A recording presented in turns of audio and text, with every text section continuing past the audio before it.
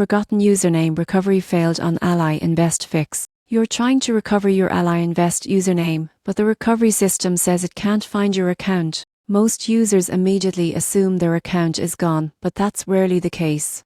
The real reason this happens is usually much simpler, and it's easy to fix once you know what's going on. First, check if you're using the correct Ally portal. Ally Bank and Ally Invest share the same brand, but they use separate login pages. If you try to recover your Ally Invest username on the regular banking page, the system won't recognize you. Go to the dedicated Ally Invest sign-in page instead. Next, remember that your Ally username isn't always your email address. When you created your account, you chose a unique username, and it may not match your email. So, check your inbox for old Ally Invest emails. These often include your username or at least confirm which email address is linked to your account. If you still can't recover it, clear your browser's cache or try an incognito window. Cached login data sometimes prevents the recovery page from refreshing properly. Also, ensure that your recovery email isn't landing in your spam or junk folder. If nothing works, contact Ally's customer care team directly.